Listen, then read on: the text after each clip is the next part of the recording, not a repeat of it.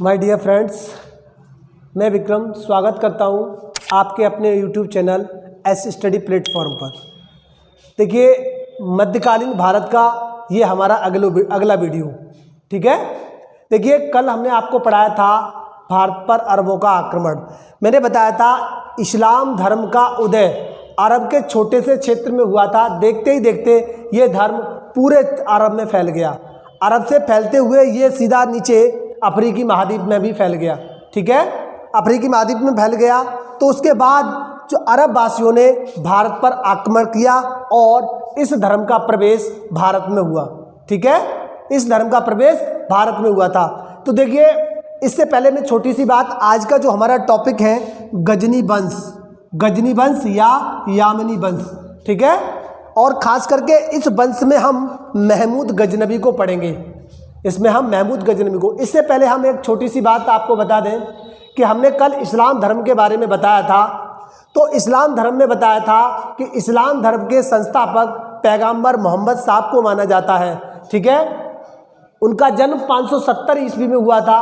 570 ईस्वी में हुआ था और 610 ईस्वी में उनको हीरा नामक गुफा में ज्ञान प्राप्त हुआ था, ठीक है। और जिस क्षेत्र में ये अरब में रहा करते थे, उस क्षेत्र में क्या हुआ कि जो वहाँ का जो समुदाय था छोटे छोटे कबीलों में बटा हुआ था। और जब इन्होंने अपनी शिक्षाएं देना शुरू किया तो वहाँ पर इनका विरोध किया गया था और इनको छोड़कर मक्का से मदीना आना पड़ा था। मक्का से मदीना की यात्रा इन्होंने 622 ईस्वी में की थी। तभी से इस्लामिक कैलेंडर क्या कहते हैं, हिजरी संवत बनाया जाता है, ठीक है। बात समझ में आ गई। तो देखिए, थोड़ी सी इस्लाम धर्म की शिक्षाएं, उसके बाद हम आते हैं गजनी वंश पर, ठीक है। इस्लाम धर्म की शिक्षाएं जो क्या नाम था मोहम्मद साहब ने दिए थी। पहला था, इन्होंने बताया कलमा। इन्होंने कलमा पढ़ना, प्रत्येक इस्लामिक व्यक्ति को कलमा पढ़ना, क्योंकि अल्लाह एक है, मोहम्मद साहब इसके पैगंबर हैं। तो उन्होंने क्या कहा, अल्लाह अर्थात ईश्वर एक है और जो मोहम्मद साहब है उसके पैगंबर हैं, ठीक है। दूसरी बात, प्रत्येक इस्लामिक व्यक्ति को 5 बार नमाज पढ़नी, दिन में 5 बार नमाज पढ़ना, ठीक है। दिन में 5 बार नमाज को पढ़ना है। दूसरा, रमजान के महीने में रोजा रखना अर्थात व्रत रखना अर्थात भूखे पेट रहना, ठीक है। बात समझ में आ गई। और तो देखिए, ज़कात, और इसमें कहा जकात देना धार्मिक कर, एक प्रकार का धार्मिक कर हुआ करता था जो प्रत्येक इस्लामिक व्यक्ति को अपनी आय का 2% दान करना होता था। देखिए, इस्लाम में 2 ही प्रकार के कर हैं, एक जजिया कर और दूसरा इस्लाम जो कहते हैं जकात।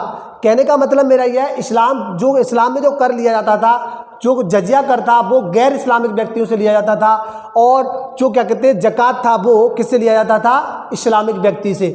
हज का मतलब है जीवन में व्यक्ति को, इस्लामिक व्यक्ति को, जो इस्लाम धर्म के व्यक्ति होते हैं उसको अपने जीवन में एक बार मदीना की यात्रा करना, क्योंकि मदीना में ही हजरत मोहम्मद साहब की मृत्यु हुई थी, ठीक है। और उसके बाद, इनकी मृत्यु के बाद जो धर्म था सिया और सुन्नी समुदाय में बट गया, ठीक है। तो ये बात आपकी ख़त्म होती है, क्या नाम है इसका, इस्लाम धर्म की जो शिक्षाएं थी जो कल मैंने छोड़ दी थी उसको मैंने आगे आपको समझा दिया, ठीक है। उसके बाद बात करते हैं हम गजनी वंश या यामनी वंश।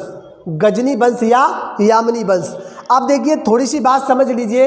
अरब यात्री, मतलब अरब जो आक्रमणकारी थे, जिन्होंने अरब वासियों ने पहला भारत पर इस्लामिक आक्रमण किया था। मोहम्मद बिन कासिम, उबैदुल्लाह और क्या कहते हैं और इस्लामिक आक्रमणकारियों ने, ठीक है। उसके बाद बात करते हैं हम, इनसे क्या कहते हैं प्रोत्साहित होकर के अन्य जो आक्रमणकारी थे भारत में आए थे। क्योंकि देखिए, जो अरब वासी थे उनका क्या था, जो मोहम्मद बिन कासिम ने जो आक्रमण किया था उसका उद्देश्य था यहाँ से धन लूटना और अपने साम्राज्य विस्तार करना, ठीक है। उसके बाद हम बात करते हैं बच्चों गजनी वंश की, ठीक है। तो देखिएगा, गजनी वंश को यामनी वंश से क्वेश्चन आया हुआ था। यहाँ से क्वेश्चन बनता है कि यामनी वंश किस वंश को कहा जाता है। तो यामनी वंश गजनी वंश को ही कहा जाता है, ठीक है। तो देखिए, यामनी वंश का जो संस्थापक था अलप्तगीन जो एक दास था, जो कि एक तुर्क दास था, अब्दुल मलिक, जो सम्मानित वंश का जो शासक था। इसके विघटित होने के बाद क्या नाम है, इसने ये तुर्क मतलब इसने क्या कहते हैं यामनी वंश की स्थापना की थी या संस्थापक था। देखिए इसके बाद यामिनी वंश की, देखो यामिनी वंश को गजनी वंश क्यों कहा जाता है? यामिनी वंश को गजनी वंश क्योंकि यामिनी वंश की जो राजधानी थी गजनी थी, इसलिए इसको गजनी वंश कहा जाता है। ठीक है, उसके बाद बात करते हैं हम। देखिए उसके बाद जो उसका क्या कहते हैं अगला, जैसे सुबुक्तगीन।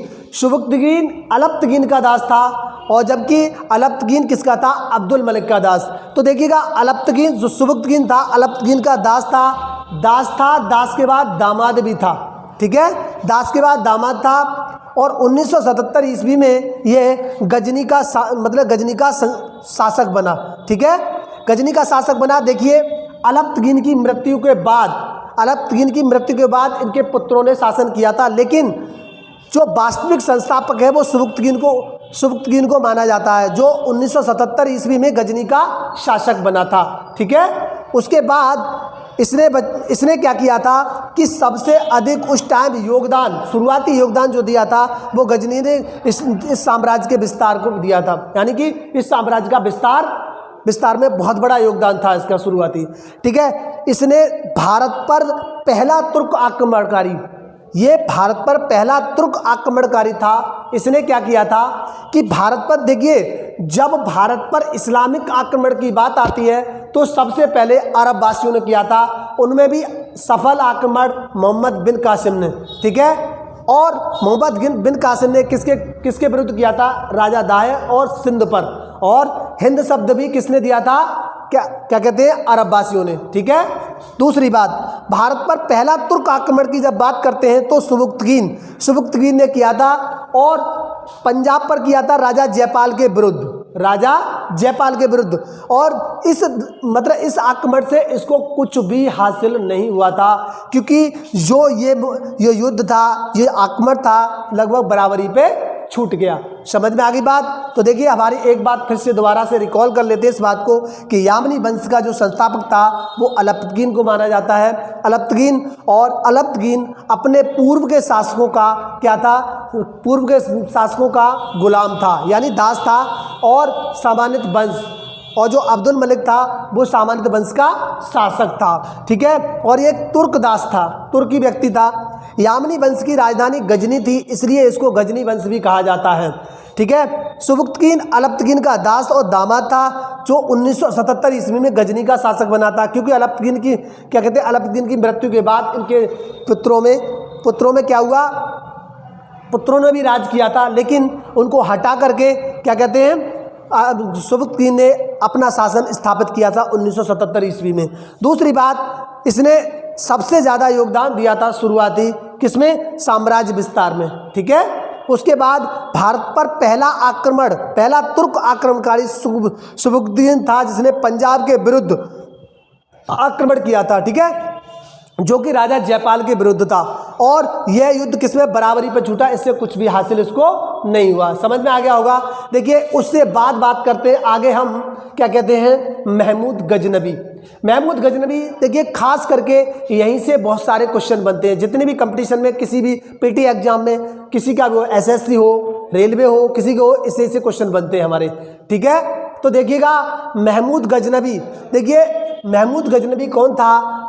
इसको गजनी भी कहा जाता है। महमूद गजनवी देखो सुबुक्तगीन का पुत्र था। ठीक है, और यह अपने पिता की मृत्यु के बाद शासक बना था, और यह शासक बना था 998 ईस्वी में। ठीक है, और अपने पिता के समय में ये उस समय खुरासान का राज्यपाल था। ठीक है, देखिए अब किसी बुक में लिख करके देखा 999 क्या याद आ रहा है? देखिएगा 999 ईस्वी में क्या है देगा किसी बुक में, लेकिन मैं आपको बताता हूँ कि इसके दो पुत्र थे सुबुक्तगीन के, एक इस्माइल और दूसरा क्या कहते हैं? महमूद गजनवी। तो गजनवी जो सुबुक्तगीन ने जो शासक बनाया था, इस्माइल को बनाया था, लेकिन इसने इसको बंदी बनाकर खुद शासक बन गया था। ठीक है, खुद शासक बन गया था। तो 998 ईस्वी। ठीक है, सॉरी बार 1900 याद आ रहा है। देखिएगा तो शासक बनने के बाद पहली बार तो उस समय पे जो उससे पहले जो शासक था वो खुरासान का राज्यपाल था, राज्यपाल के तौर पर शासन कर रहा था। ठीक है, तो देखिए इसने शासक बनने के बाद इस्लाम में देखिए खलीफा पद में कल भी बता चुका हूँ, खलीफा पद एक इस्लाम में एक धार्मिक पद हुआ करता था, धार्मिक गुरु का पद। धीरे धीरे यह पद राजनीतिक पद बन गया। तो जब भी कोई शासक बनता था तो उसको खलीफा से अनुमति लेनी पड़ती थी राज करने की। अगर वो उससे परमिशन नहीं लेता, अनुमति नहीं लेता, तो उसको गैर इस्लामिक व्यक्ति माना जाता था। बात समझ में आ गई इतनी? गैर इस्लामिक व्यक्ति माना जाता था। तो जब ये क्या कहते हैं खलीफा से मिला, जब खलीफा से मिला उस समय खलीफा थे अल कादिर बिल्लाह थे। तो उसने क्या किया था, इसको दो उपाधियां दी थी। नंबर 1 यामीन उद दौला। तो यामीन उद दौला का मतलब होता है इसका दाहिना हाथ, अर्थात इस्लाम साम्राज्य के यानी इस्लाम के साम्राज्य के विस्तार के लिए ये दाहिना हाथ होगा। किसका? यानी साम्राज्य विस्तार में ये दाहिने हाथ का कार्य करेगा।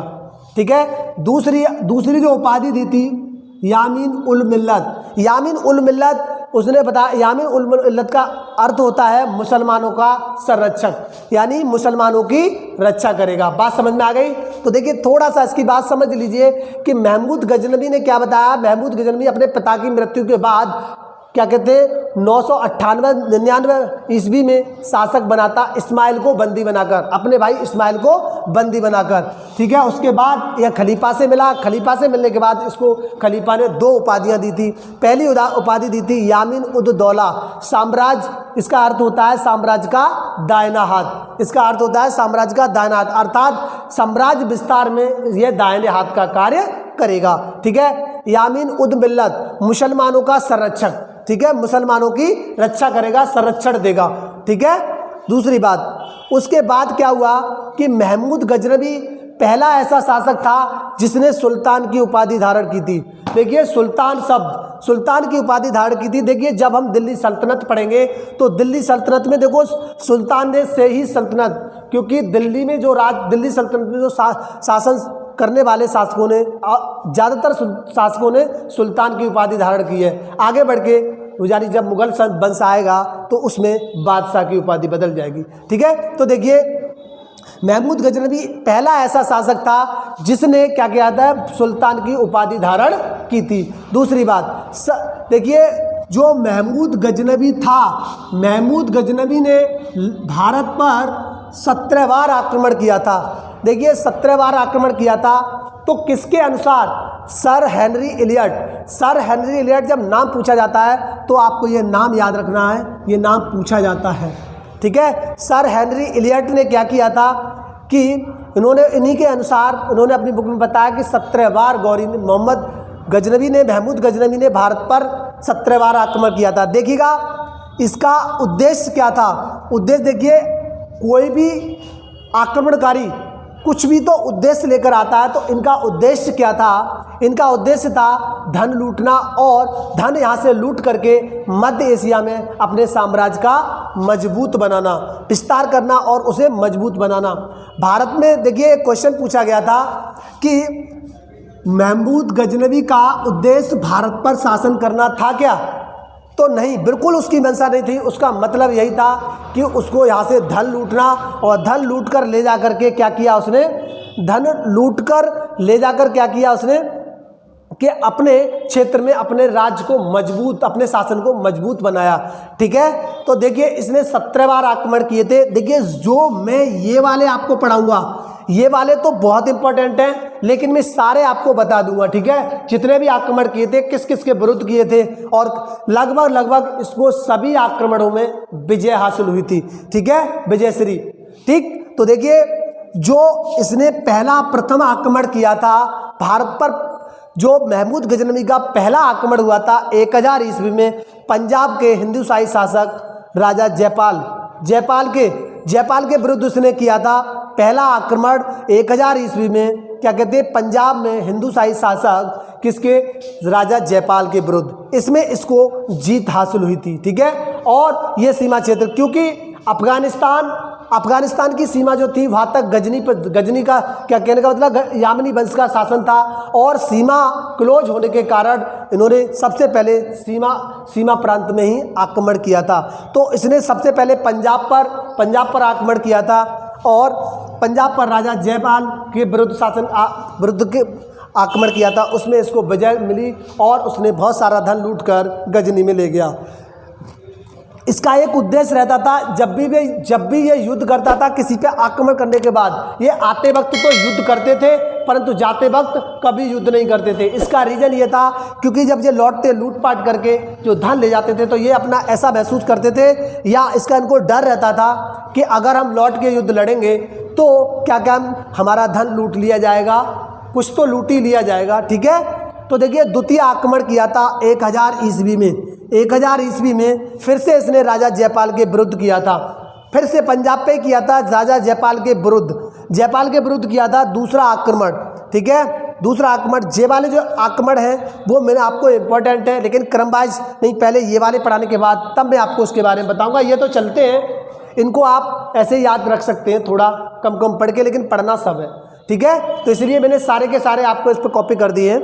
तो देखिए जयपाल के विरुद्ध किया था, तो इसमें जयपाल की बहुत बुरी हार हुई थी और ये धन लूट करके फिर से गजनी में लौट गया। तो देखिए अब इस बात से जयपाल को बहुत गिलानी महसूस हुई थी। गिलानी अगर लगातार वो 2 बार हार गया और उसने आत्महत्या कर ली, लेकिन उसको आत्महत्या नहीं करनी चाहिए थी। आत्महत्या इसको दोबारा से अपनी सेना को संगठित करके अपने रणनीति बना करके फिर से उसका सामना करना चाहिए था, लेकिन इसने गिलानी से अपनी आत्महत्या कर ली थी। ठीक है, अब इसका जो क्या कहते हैं छठवां आक्रमण, दूसरा तीसरा इधर पढ़ा दूंगा। देखिए छठवां आक्रमण हुआ था, जो इम्पोर्टेंट है मैं बस उन्हीं को ही आप इधर से क्लियर किया है, ये ज़्यादा तरीके से आपको ध्यान रखने हैं। ठीक है, जो छठवां आक्रमण किया था उसने, जो छठा आक्रमण 1008 ईस्वी में जयपाल का पुत्र, उसकी मृत्यु हो चुकी थी जयपाल की, उसके बाद उसका पुत्र क्या कर रहा था, उस समय शासन कर रहा था, उसके विरुद्ध उसने शासन किया था। देखिए दोस्तों यहाँ से क्या हुआ था कि यहाँ से इसने क्या किया कि मंदिरों को लूटना शुरू किया था, क्योंकि जब ये देश में यहाँ पर आक्रमण के तौर पर जब आक्रमणकारी बनकर आया था तो इसने जब सुना था कि भारत में मंदिरों में बहुत सारी संपदा है, राजाओं और मंदिरों में बहुत सारी संपदा है, उसी को लेकर के इसने भारत पर आक्रमण किया था। और यहाँ से ये मूर्ति भंजक यानी इसने जब भारत में आक्रमण किया था तो मंदिरों को लूटा, और मंदिरों की जो मूर्तियाँ थीं उन मूर्तियों को क्या किया, इसने तोड़ा और उस जगह ले जा करके उसको दिया। ऐसा बताते हैं कि इसने उस वहाँ पर ले जा करके उन मूर्तियों से जो क्या कहते हैं तौलने वाले बाट बनाए थे और उसे मांस तोला था। ठीक है, तो ये हिंदू धर्म के विरुद्ध है। ठीक है, तो उसने हिंदू धर्म के विरुद्ध कार्य किया था। ठीक है, उसके बाद 12वां आक्रमण हुआ था। 12वां का आक्रमण 1018 ईस्वी में, 1018-19 ईस्वी में मथुरा, ये है भाई मथुरा कन्नौज, उस समय का राजा था प्रत्यार वंश, राजा प्रत्यार। ठीक है, प्रत्यार राजा था, तो कन्नौज और मथुरा के मंदिरों को लूटा और वहाँ की मूर्तियों को तोड़ा। ठीक है, उसके बाद आता है 13वां आक्रमण। 13वां आक्रमण 1920 ईस्वी में हुआ था, इसने चंदेल राजा विद्याधर के विरुद्ध। लेकिन ये 13वां ही ऐसा आक्रमण था जिसमें राजा चंदेल ने इसका सफल विरोध किया था, इसको सफल नहीं होने दिया था। ठीक है, जो 13वां आक्रमण था राजा चंदेल वो चंदेल वंश का राजा था विद्याधर, उसने क्या किया था, इसको सफल होने नहीं दिया। क्लियर। उसके बाद आता है आपका 16वां आक्रमण। 16वां आक्रमण कहीं देता है। 16वां आक्रमण इसका बहुत वेरी मोस्ट इंपॉर्टेंट, ये जो इसका था, इसने 16वां आक्रमण 1025 में सोमनाथ मंदिर, गुजरात के सौराष्ट्र क्षेत्र में उस मंदिर को लूटा था। और उस समय जो गुजरात का जो शासक था भीमदेव या भीम प्रथम जिसको कहा जाता है, ऐसा बताया जाता है कि 16वें आक्रमण 1025 में जो इसने सोमनाथ का मंदिर लूटा था, उससे इसको जितने भी 15 आक्रमण थे उसमें इतनी संपदा इसको हासिल नहीं हुई थी जितनी कि इसको क्या कहते हैं 16वें आक्रमण सोमनाथ के मंदिर से प्राप्त हुई। इसको बताया जाता है कि लगभग 20 लाख दीनार इसको संपत्ति प्राप्त हुई थी। ठीक है, अब क्या किया है, 17वां आक्रमण, 17वां जो आक्रमण था इसका जाटों के विरुद्ध। अब जाटों के विरुद्ध इसका क्या था कि जब ये लौटते वक्त धन लूट कर जब वापस जा रहे थे तो क्या किया था, जाटों ने इनके घोड़ों और संपत्ति को लूट लिया था।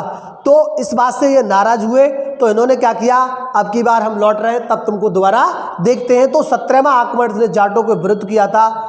अब क्या हुआ था देखिएगा, मैंने बता दिया प्रथम आक्रमण जो हुआ था राजा जयपाल के विरुद्ध, उसमें उसमें क्या कहते हैं गजनवी की जीत हो गई। द्वितीय आक्रमण जयपाल के विरुद्ध, इसने क्या किया था, आत्महत्या कर ली थी। ठीक है, हारने के बाद। अब छठवां जो आक्रमण था जयपाल के पुत्र आनंद के विरुद्ध हुआ था। उस टाइम से ये मूर्ति भंजक के रूप में जाना जाता है महमूद गजनवी को। 12वां आक्रमण इसने मथुरा कन्नौज पर किया था, क्योंकि ये क्षेत्र धार्मिक क्षेत्र हैं, मंदिर यहाँ पर बहुत सारे थे तो इसने मंदिरों को लूटा और अपार संपदा यहाँ से लेकर के ये गजनी चला गया।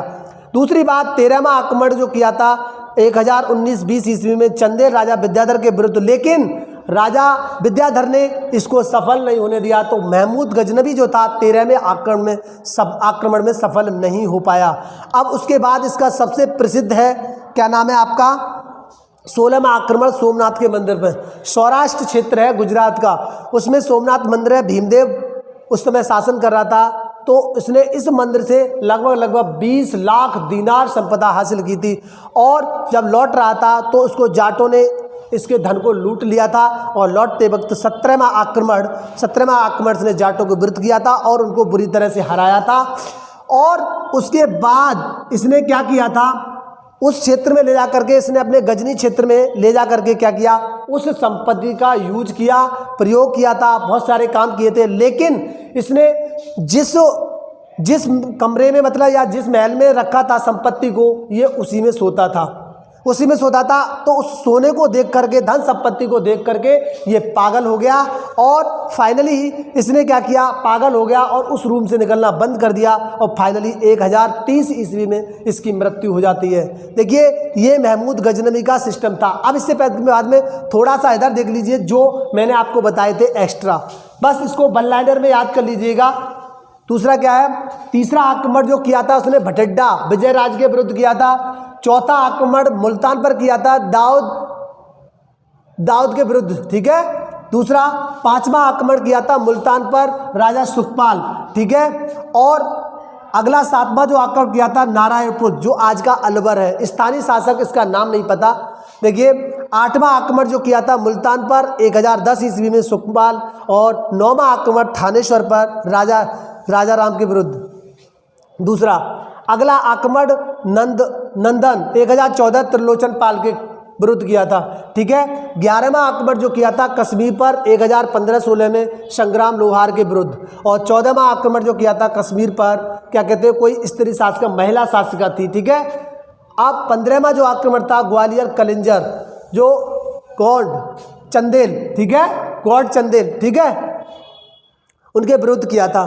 ठीक, इसके बाद समझ में आ गई। तो देखिए, मैंने बता दिया आपको गजनी के बारे में, पूरी स्थिति को आपको इस तरीके से याद करना। देखिए, उसके बाद कुछ महत्वपूर्ण बिंदु हैं हमारे, कुछ महत्वपूर्ण बिंदु हैं इतिहासकार के। देखिएगा, अब देखिए इसके दरबार में जो इतिहासकार थे वो उत्बी इतिहासकार जो थे वो उत्बी थे। ठीक है, उत्बी ने 2 बुक लिखी थी, किताब उल यामनी। ठीक है, दूसरी थी तारीख ए यामनी, जिसको तारीख ए यामनी। ठीक है, दूसरी बात, गजनी के साथ 11वीं सदी में अल-बरूनी भारत आया था। उसने क्या किया था, उसने देखिए किताब उल हिंद, देखिए किताब उल हिंद को तहकीक के हिंद भी कहा जाता है।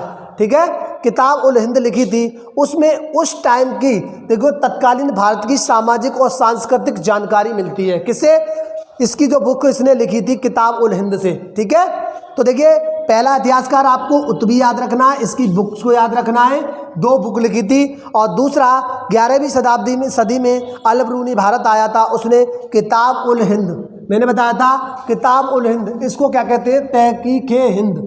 ठीक है, तहकीक हिंद कहा जाता है। तो इस बुक में क्या है, तत्कालीन भारत की सामाजिक व सांस्कृतिक जानकारी मिलती है। और ये पहला ऐसा क्या था, पहला ऐसा लेखक था जिसने क्या किया था, तत्काल मुसलमान था जिसने पुराणों का अध्ययन किया था। पहला ऐसा मुसलमान था जिसने पुराणों का अध्ययन किया था। ठीक है। दूसरा देखिए, इसके बाद 2 राइटर वो हो गए और अगला है जो अरबी में लिखी है। देखिए एक क्वेश्चन पूछा जाता है, देखिए यहाँ से क्वेश्चन जरूर पूछा जाता है, तहरीक हिंद का अंग्रेजी में अनुवाद की बात करेंगे तो सचाऊ क्या है, अरबी भाषा में लिखी गई क्या है, तहरीक के हिंद का अंग्रेजी में अनुवाद जो किया था वो सचाऊ ने किया था, और जबकि हिंदी में अनुवाद किया था वो रजनीकांत शर्मा ने किया था। समझ में आ गई क्या है, जो क्या कहते हैं, तहकीक हिंद, जिस बुक को मैंने बताया था आपका किताब उल हिंद कहा जाता है, उसका क्या कहते हैं, अंग्रेजी में जो अनुवाद किया था वो सचाऊ ने किया था, और हिंदी में जो अनुवाद किया था रजनीकांत शर्मा ने किया था। देखिए अगला राइटर है फिदरौसी। इसने शाहनामा लिखी थी जो कि एक फारसी भाषा में लिखी गई है। ठीक है। इस फिदरौसी को पूर्व का होमर कहा जाता है, पूर्व का हैमर कहा जाता है। और इस बुक को, जो शाहनामा बुक है, उसे क्या कहा जाता है, अफगानिस्तान का महाभारत। ठीक है, अफगानिस्तान का महाभारत। बैहाकी अगला राइटर है, बैहाकी। इसने तारीख-ए-सुबुकुद्दीन, इसका सुबुकुद्दीन का चरित्र चित्रण इसने इस बुक में लिखा है, तारीख-ए-सुबुकुद्दीन। ठीक है।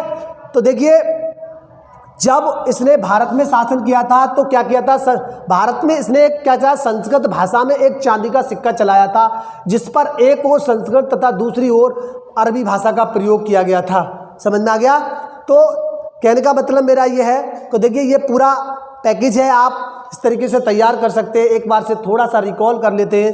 केवल वंश को इस्लाम के बारे में पहले ही बता दिया था मैंने, बताया यामनी वंश का संस्थापक अलतकीन था। ठीक है। जो अब्दुल मलिक का क्या कहते हैं, सामान्य वंश का जो शासक था उसका गुलाम था या तुर्क दास था। इनकी राजधानी गजनी थी, इसलिए इसको गजनी वंश कहा जाता है। सुबुक्तकीन अलतकीन का दास था और दामाद भी था। 977 ईस्वी में क्या किया था उसने, क्या कहते हैं, उसका शासक बना था गजनी का। ठीक है। उसके पुत्रों को हटा करके। ठीक। भारत पर पहला तुर्क आक्रमणकारी कौन था, आपका सुबुक्तकीन। ठीक है। अब उसके बाद महमूद गजनी अपनी पिता की मृत्यु के बाद गजनी का शासक बना। और देखिए इसमें कुछ समय के लिए क्या हुआ, कुछ समय के लिए शासक कौन बना था, इस्माइल इसका उत्तराधिकारी बना था, लेकिन इसने इसको बंदी बना करके अपना खुद शासक बन गया। ठीक है। उसके बाद इसने खलीफा से क्या ली थी, खलीफा से अनुमति ली थी क्योंकि अगर अब्दुल कादिर जो उस समय क्या कहते हैं खलीफा थे, मैंने बताया खलीफा एक धार्मिक गुरु का पद होता था, लेकिन देखते ही देखते ये क्या बन गया, एक राजनीतिक पद बन गया था। तो अब्दुल कादिर से इसने यामीन उद दौला की उपाधि दी, तो क्या उपाधि ली थी, और साम्राज्य का, इसका अर्थ होता है साम्राज्य का दाहिना हाथ, और यामीन उल बिल्लत मुसलमानों का संरक्षक। ठीक है। उसके बाद आता है महमूद गजनवी, पहला ऐसा शासक था जिसने क्या कहते हैं सुल्तान की उपाधि धारण की थी। दूसरी बात, सर हेनरी एलियट के अनुसार इसने भारत पर 17 बार आक्रमण किया था। इसका उद्देश्य था धन लूटना और मध्य एशिया में साम्राज्य को मजबूत बनाना। दूसरी बात, भारत में साम्राज्य करना इसका उद्देश्य नहीं था। ठीक है। इसने प्रमुख आक्रमण जो इम्पोर्टेंट है मेन रूप से, इनको तो आपको याद ही करना है, बाकी मैं इधर बता रहा हूँ सब। पहला आक्रमण इसने किया था पंजाब के विरुद्ध, राजा जयपाल के विरुद्ध, इसमें इसको जीत मिली। और दूसरा युद्ध इसने फिर से जयपाल के विरुद्ध 1001 ईस्वी में फिर से किया था। तो क्या किया था उसमें, उसने क्या किया, जयपाल हार जाते हैं और वह आत्महत्या कर लेता है। छठवां आक्रमण किया था इसने 1008 में जयपाल के पुत्र आनंदपाल के विरुद्ध। यहाँ से इसको मूर्ति भंजक, क्योंकि ये मंदिरों को लूटने लगा और इसने क्या किया, मूर्तियाँ तोड़ने लगा। ठीक है। 12वां आक्रमण जो हुआ था मथुरा कन्नौज पर प्रत्यार वंश के राजाओं के विरुद्ध। 13वां आक्रमण जो हुआ था चंदेल राजा विद्याधर के विरुद्ध, जो इसको उसने सफल नहीं होने दिया था। उसका 16वां आक्रमण इसका सबसे प्रसिद्ध आक्रमण है, जो सौराष्ट्र क्षेत्र में सोमनाथ मंदिर पर राजा भीमदेव, इसने सबसे अधिक संपत्ति यहीं से प्राप्त की थी, 20 लाख दिनार संपत्ति। ठीक है। 17वां आक्रमण जाटों के विरुद्ध। ठीक है। और 1030 में जाकर के ये पागल हो जाता है और इसकी मृत्यु हो जाती है। उसके बाद मैंने इतिहासकार की बात बताई, दरबारी इतिहासकार उतवी की बुक एक किताब उल यामनी और तारीख यामनी। ठीक है। उसके बाद गजनवी के साथ एक आया था अलबरूनी किताब उल हिंद। मैंने बताया किताब उल हिंद को क्या कहता है, तहकीक हिंद कहा जाता है, ठीक है, तहकीक हिंद कहा जाता है, किताब उल हिंद, ठीक है, जिसमें इस बुक में भारत की तत्कालीन सामाजिक सांस्कृतिक जानकारी मिलती है, सामाजिक और सांस्कृतिक जानकारी मिलती है, ठीक है। पुराणों का अध्ययन करने वाला पहला मुसलमान था ये, ठीक है। उसके बाद जो तहकीक हिंद मैंने बताया, अभी बुक किसकी है, अलबरूनी की। इस बुक का अंग्रेजी में अनुवाद शशाऊ ने किया है तथा हिंदी में अनुवाद किसने किया है, रजनीकांत शर्मा ने, ठीक है। फिदरौसी ने शाहनामा का बुक लिखी थी। और देखिए शाहनामा एकदम से अगर आ जाए क्वेश्चन में तो हम क्या कहते हैं, मुगल खानदान की ओर चले जाते हैं, पर ऐसा नहीं है, फिदरौसी ने लिखी थी। फारसी भाषा में है ये। और पूर्व का होमर फिदरौसी को कहा जाता है। अगला जो है, जो बैहाकी है, उसने तारीख ए सुबुक्तगीन, इसमें सुबुक्तगीन के बारे में पूरा दिया गया है। संस्कृत भाषा में मुद्रा लेख के साथ गजनवी ने चांदी के सिक्के चलाए थे, जिन पर एक ओर संस्कृत तथा दूसरी ओर अरबी भाषा का प्रयोग किया था। तो मैं समझता हूँ मेरा वीडियो पसंद आया होगा, आपको पसंद आया तो लाइक और शेयर मारिएगा, ठीक है। Thank you, all the best.